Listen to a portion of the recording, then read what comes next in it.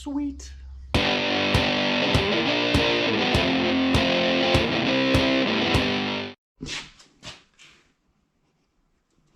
All right, pretty deep into wiring and getting everything set up right now. A lot of these components are already located. You can see the computer over in the corner, new tray over there.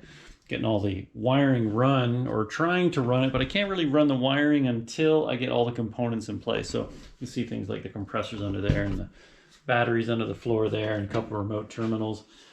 But I have to work on the steering columns. I need to get the steering column in so I can actually start plugging some of the controls and whatnot in there.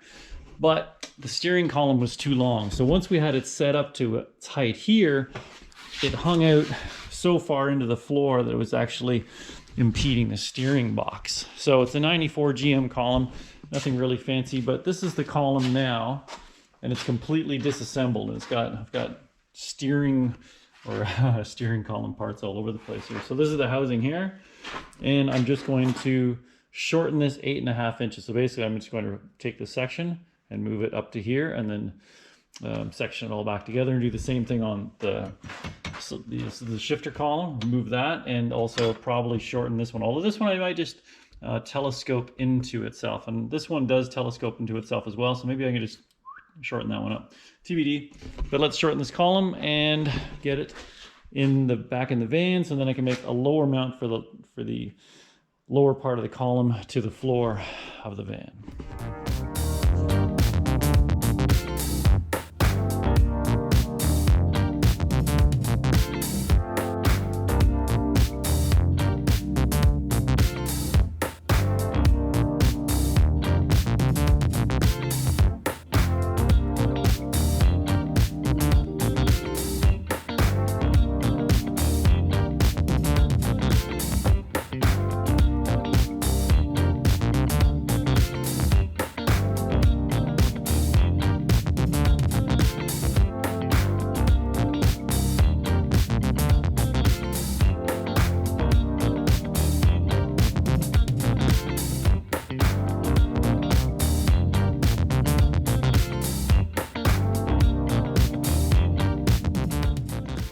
All right, now that the steering column has been shortened, I ended up taking 8.5 inches out of the outer housing, the shifter, and I was actually just able to collapse the inner steering column 8.5 inches. So whatever, seemed fun.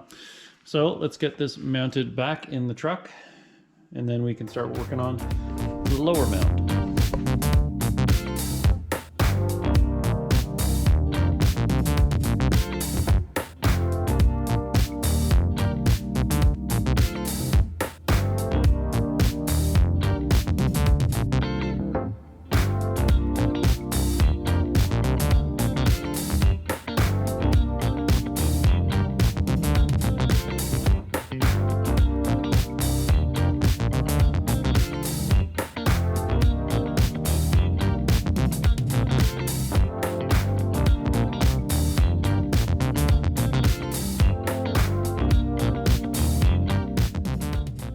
All right, still chipping away on the master list of things to do. Dan's been working away on the back of the van, getting the doors, the floors, and some lights in place, and just wrapping up that end and getting the exhaust in place. And I've been working in the front end on the engine, getting the brake masters mounted, the heater core, modified a surge tank to work up and top there, because this is the only hood. So that's the only way you can access the radiator cap. So that'll be mounted up and just behind that door there. So when you open that, you just have access to the rad cap that's on there. Sort of getting some of the wiring draped in place. For the past couple of days, I'm working on nothing but wiring. All sorts of wiring everywhere, wiring. So the main fuse panel for the truck is up here. The engine had its own fuse panel already, so we mounted that up in the inside there, and the computer's mounted up over there. So I think we're pretty much good to go as far as getting it to the right place, and now we just got to start hooking it up and shortening it up and making it super tidy. Once that's done, we can move on to the air ride as well. So that'll be fun. Yeah, you can see the battery disconnect down there. You got the battery jumper cables there, so we don't have to access the battery, which is under the floor there. Yeah, so let's just keep chipping away. Oh, and the new wiper motors are up and in there. So let's get wiring. Lots of wiring. Wiring. All right, just wrapping up the last of the wiring here. There's still got to plug a lot of things in, but all the wiring's running into the right spot. But there's one item here that is going to require a little bit more thought behind it. So this is the original fuel sender from the truck that the original owner put in there. This is from a GM, and he modified the top of a Mustang 2-tank to accept this style of filler, or fuel pump and whatnot, right? But the gauge is out of the ohm readings we need to put for the new gauges. So I think the best way of doing it is probably just going to remove this float level sender and modify it and put in one of these. So I think I'm just going to take this part off and modify the plastic bucket to receive this, modify the arm, and then use one of these wires to feed back up to the dash that's in the truck. And I think that'll work.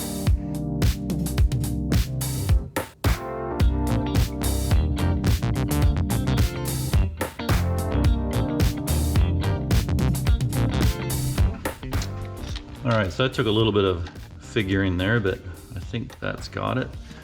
The old wires there, the orange now becomes the ground, and the purple just goes to the fuel gauge. So that should work fine, I hope. Let's try it out.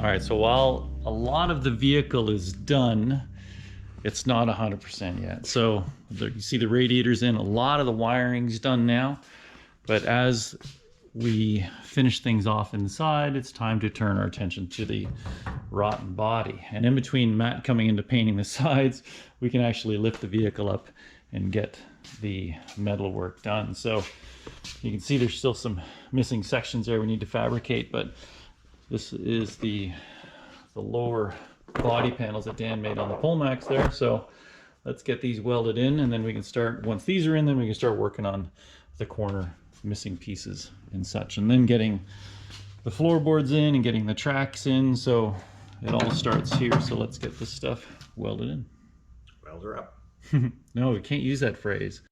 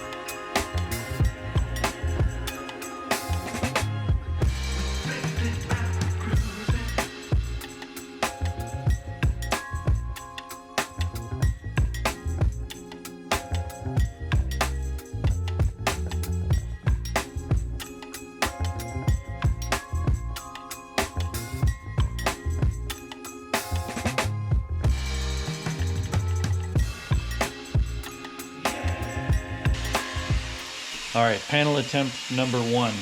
So I've defined the curvature of the line that I want in the panel there, and I'm going to use this outer edge to follow the stopper that I made on the back there. So you can see the shape of the die that'll be forming in there. So let's see how it works.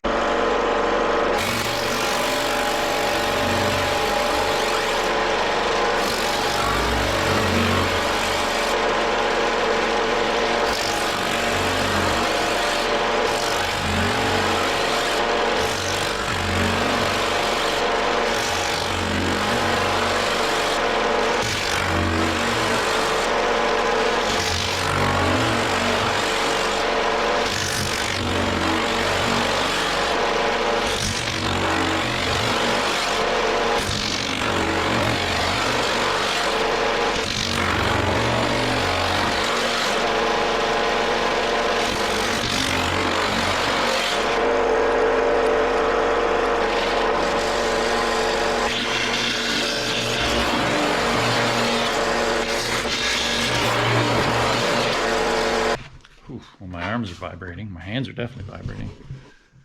So it doesn't look too bad.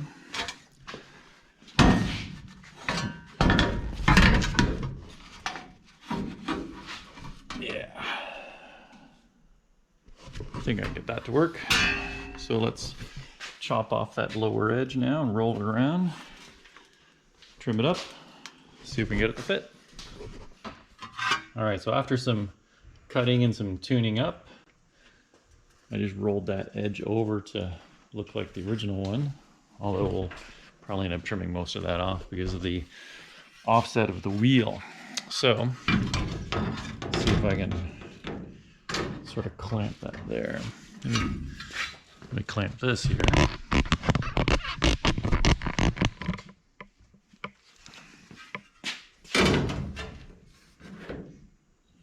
Something like that.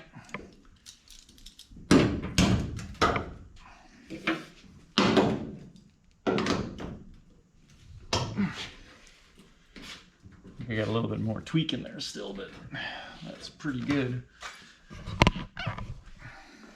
So the lines are nice. I'm not sure what the original radius is there. We haven't seen an original one there, but it's pretty tight. It's about as tight as I can make it. And then, yeah, it'll sort of, the curvature lines up. We got a couple of holes here to fill, but those are small ones. And then, of course, the other side is completely chooched. So you see where the original lip is, and we'll have to trim this one back to match that one for the, so the wheel doesn't hit it. That's pretty good. So let's start welding it in.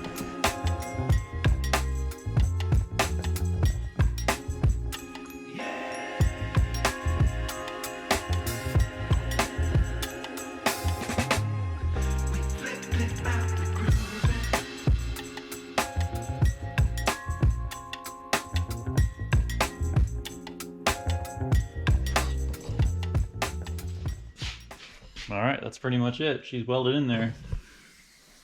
Pretty good. I got a bit of an oil can dent here, but I gotta push that out from the inside. But when the van is lowered again, we'll do that.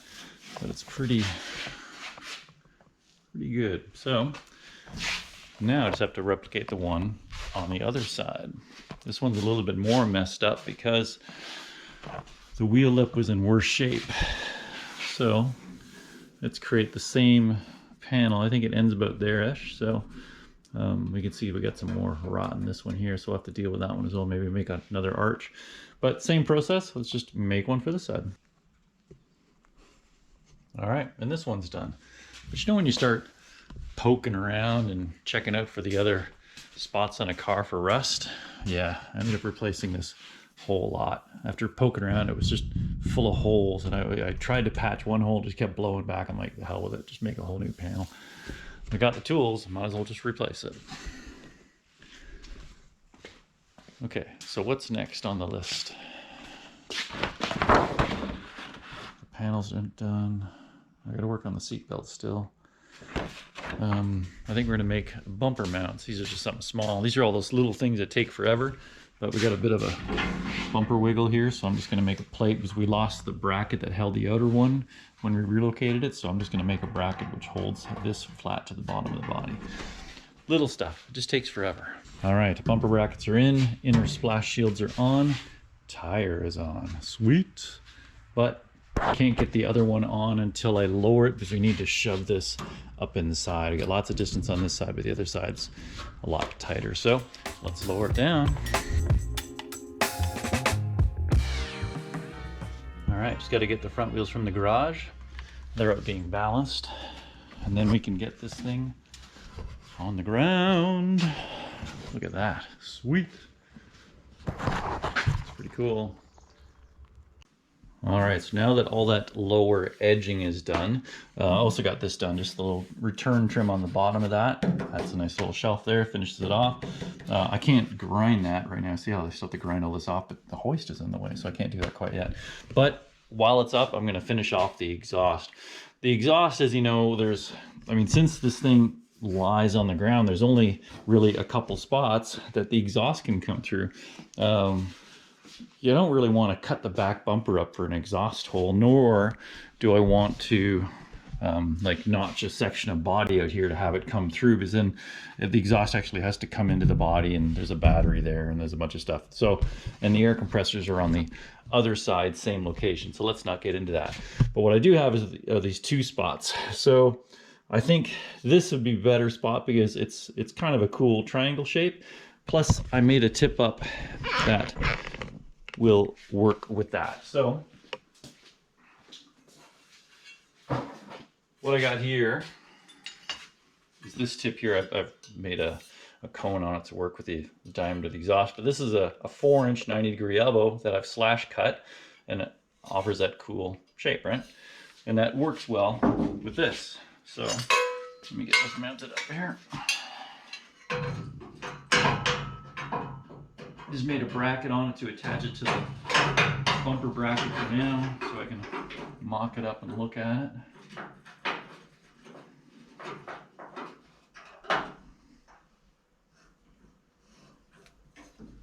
All right, something like that. I have to play around with that, but to get the gist, I want to get the gaps right.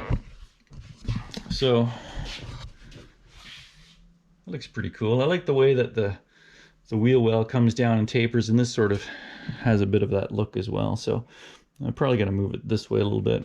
Got to put it in the right spot. But anyway, now that the cats and the flex joints are mounted up there, I can mount the tip in its location. Then I just have to build the exhaust to mount this to that, right? So let's get that done. You know, I don't think we ever talked about this. So there's a little access panel under here with the old fuel door that allows you, the fuel door is now up there, as you know, that gives you a little 12-point access, and you can check your battery. So put the switch there, and you can see that you've got, well, 12.6 volts right now, and you've got an accessory jack there as well. So it's kind of fun. And as you know, if you need to charge your battery, you've got 2 jumper cable ports right there. So either way, let's get this exhaust going, and I think we're pretty close to getting this thing started now. So let's get the exhaust done. All right, the exhaust is on, or one of them is anyway. That one's still a little hot, so I'm not gonna touch it quite yet. Don't mind my squeaky chair. So let me explain to you how to get the wheels off of the Metro. So you see the exhaust there. Behind the muffler, there's a band clamp. Once that band clamp's off and these 2 hangers are off, then you can drop this part of the muffler and get it out of the way. Then you need to undo the airbag, the shock, and the panhard bar. Once those are off, then you can actually drop the axle below the wheel lip so you can get the tire off. But still, that's assuming it's on a hoist, right? So if it was on the ground, hopefully it's not on the ground, you've still got some air into the tire, air in the airbag, because then you actually got to take the weight off the back of the body with a couple of jacks, lift it up, and then you need a 3rd jack, or at least 2 jacks, to be able to lift the axle up off the ground a little bit. Then you can slide the tire out. It's a bit of a process, but these are the things you have to do for fashion, and you got to suffer for fashion. And key point, Matt's got run flat tires in there, so really he'll probably never have to ever change a tire on the side of the road. So either way, so that's it for the exhaust. I'll get that one installed, and I think tomorrow we're gonna put this thing on the ground and fire it up. So let's see how that goes. All right, another little side job. While the windows are out, this is a great opportunity to take care of the defrost and the ducting.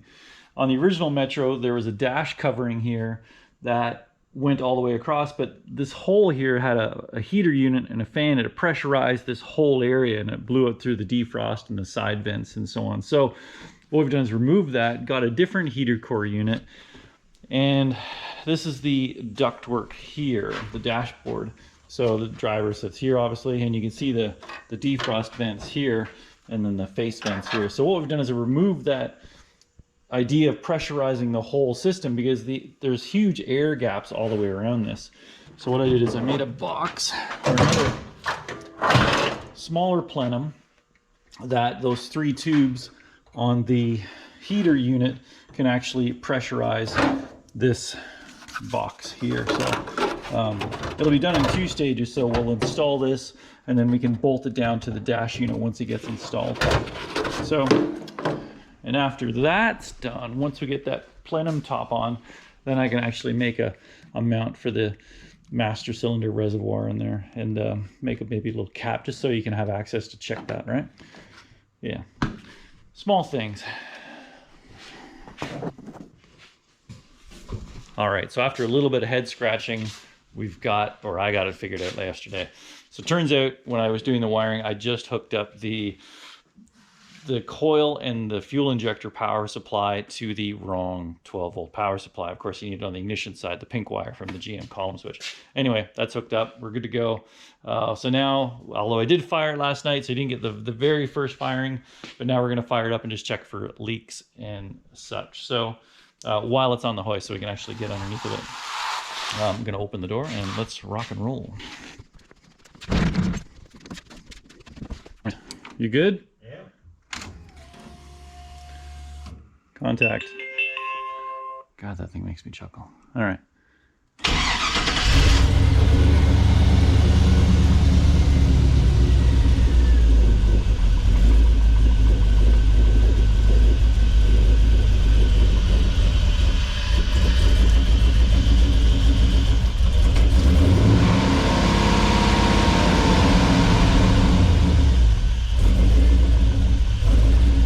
Guess it's got to learn all over again. I'm going to work the power steering back and forth, Dan. Yeah.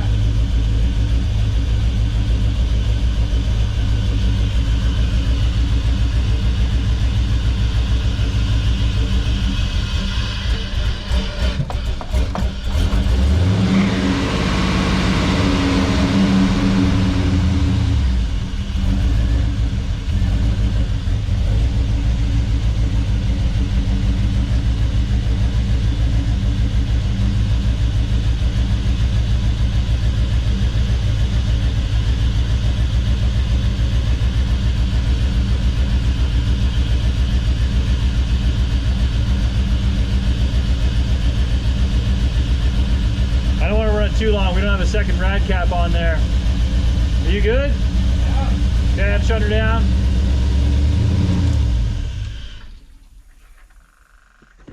All right, that seemed all right. I don't want it gurgling at the top. Makes me chuckle all the time. All right, let's get the second rad cap in. We'll get this thing off the hoist and get her down and back it out. All right, it's drama time. This is kind of a funny one. You know, funny laughing with us, not at us. But so these drums don't have adjustment slots for the shoes. So looks like there's an impression of one there, but there's not actually a hole in it. Anyway, that one isn't as tight as this one. So we're gonna have to pull the wheel off to get at it. So it means we're going to pull the exhaust off, drop the shocks, do the airbags, readjust the hoist, then pull the wheel off. Oh yeah, and the panner bar. Yeah, then we can adjust the shoes, and then we can put it all back together. And then we can go for a spin. So let's just, for the one last time, let's take the wheels off. Yeah, good times. Always good times.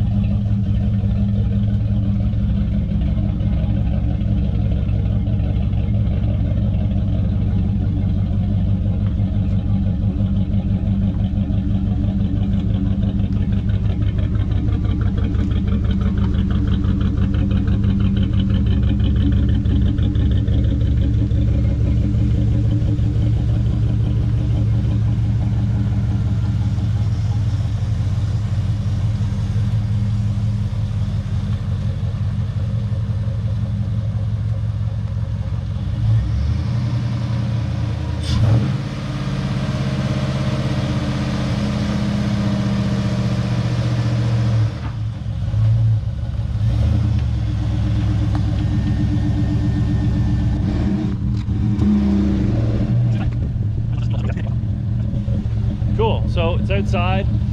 We are going to change bays with this vehicle. We're going to move it one bay over, and we'll bring in the 55, which is next to do the floors on. Man, that thing looks great. It's nice. I haven't seen it outside in a while.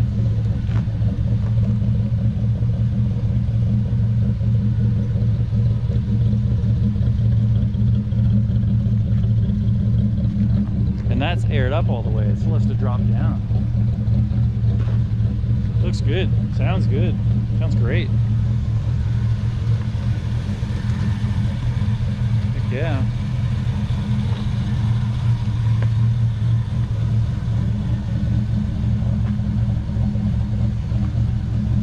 All right, gotta stop staring. Time for more work. So the plan was to bring the Metro in this side while we work on the rest of it, so we can get another car on the hoist over there. Problem is, I don't know if it's gonna fit in the door or not. So let's just, I'm gonna set the camera up right here so I can review the footage later of it just skimming the top of the door frame. Now we can get a couple more inches out of it, but hoping we can air it down.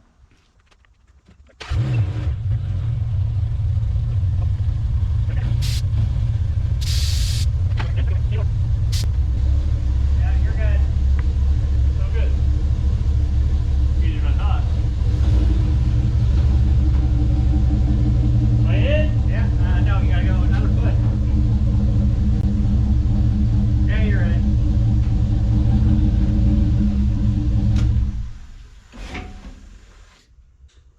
So before that gets buried in there, you can see the new HVAC ductwork. I don't know if you can see. Yeah, there you go. You can see the ductwork from that comes out of the heater core into this trough. That'll get screwed to this, and then you can open up the defrost. So I think it's a little bit more efficient than the old plenum style that was in there before.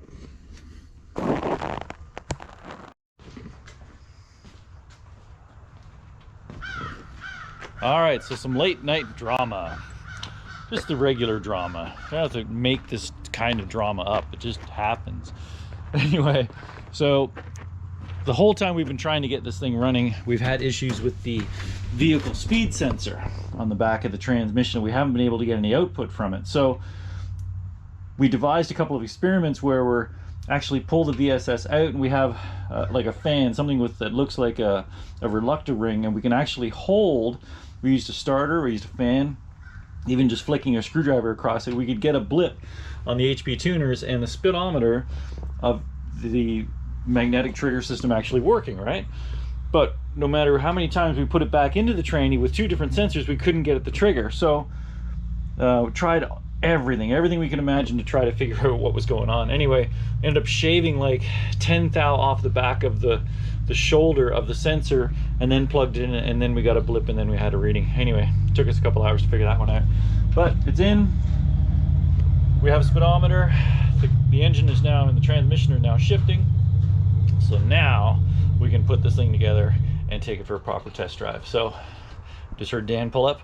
Let's get this thing together, get the engine cover on, get the computer out, and take it for a rip.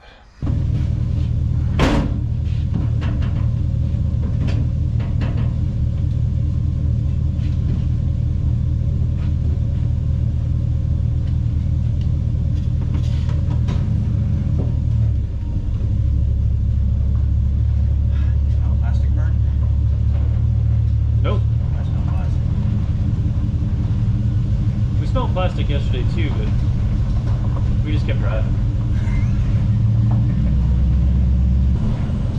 It does feel pretty solid in a way. Yeah, it feels really solid. So no word on how to adjust the Yeah, you gotta fucking have to do it when you're parked. No. You gotta fucking press it, wait for it to cycle. Press it again, wait for it to cycle. You gotta do that a whole bunch of fucking time. Comes up with a certain code.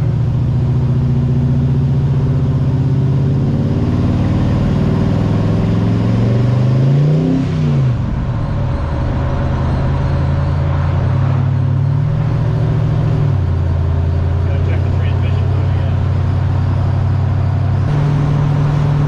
I guess we were doing 40 miles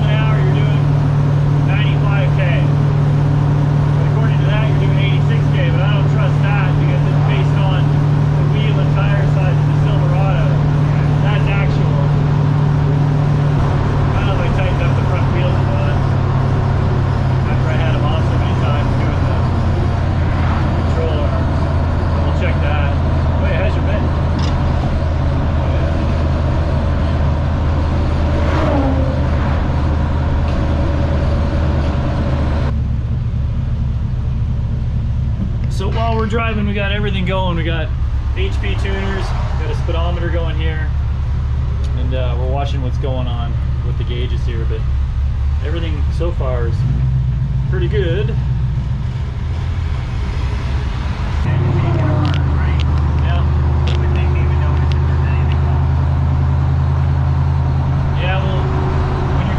Tailstock, you got to completely disassemble the tranny, so hopefully they did a good job when they did that. The gas pedals have been, it's sort of hard to roll it on nice, so it's sort of been, this is the leverage and how it was put in there. Yeah. So I hit it yesterday and Matt almost lost it.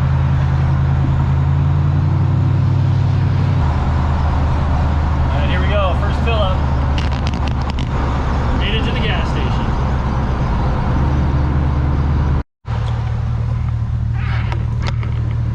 Alright, good fill up, on the road again.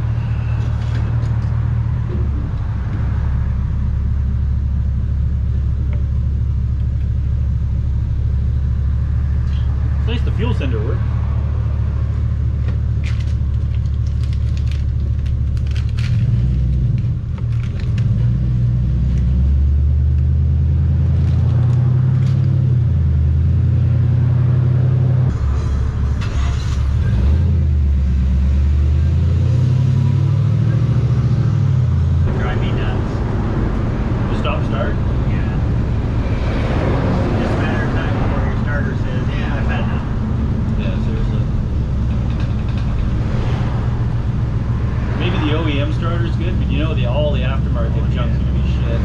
Replacing starters non-stop. Even better if it was in a North Star. I like how in the back of it says in tow. Kind of just old and vague. I'm glad he left that on. Yeah.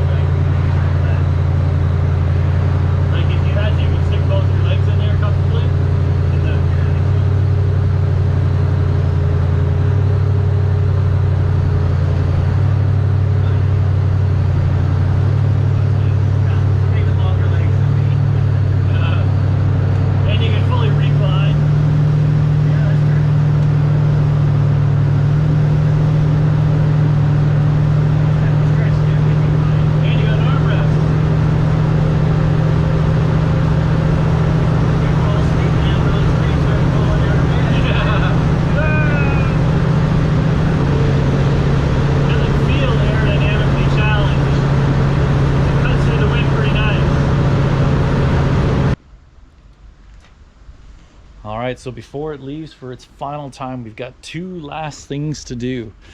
One of them is the international badge. So originally this was here, but now that we have the vent there, it won't work there. So we're gonna actually put it there. We'll center it on the window and yeah, get it drilled in. So let's do that.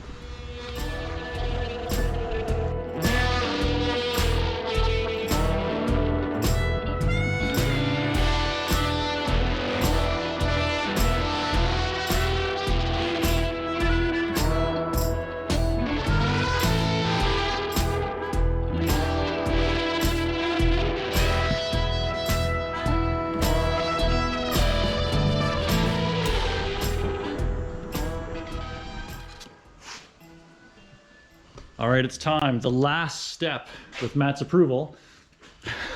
We get to put on some badges. We're running out of these badges. There's only a couple left, or maybe 10 left, so I can only build 10 cars, but I think we're gonna put these ones right there. So let's get those on, and then if with Matt's approval, I want to do one last thing, and that's get some sweet drone shots. Absolutely. All right, so let's get those on. Then we can drive it.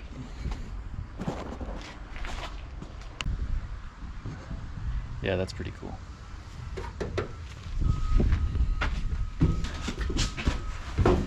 It's weird sitting on this side. Oh, I gotta wash that window. Yeah, this isn't so bad. Lots of legroom over here. All right.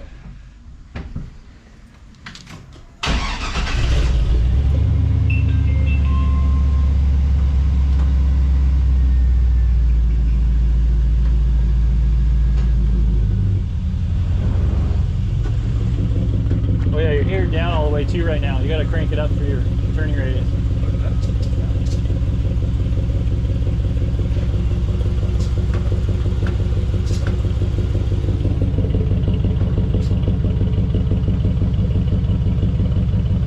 Put up like 120.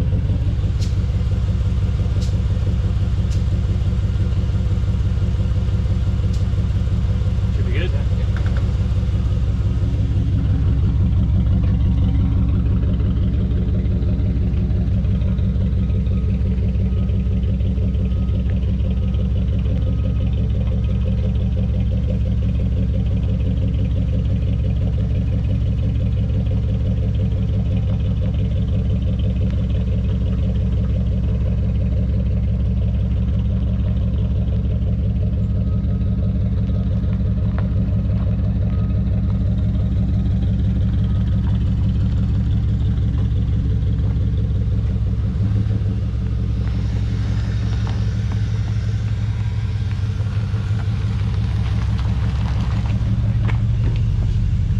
It's too easy to jump in when you got a step side. Exactly. Alright, so this is a test with driving with doors closed in here, just to see if you can actually pick up the sound of the audio. And all the times we've done this in the past, we couldn't actually hear ourselves. Sounds alright, it's not bad here with the doors closed. New rubber seals. You can barely even hear the wind whistling by the doors with gaps. So Matt, what do you think? Love it. It's awesome. It's a pretty nice driving truck, actually. Sure.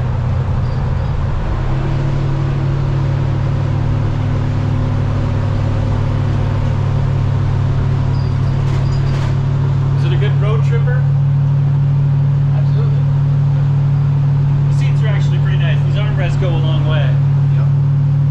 And a cup holders. 4 cup holders.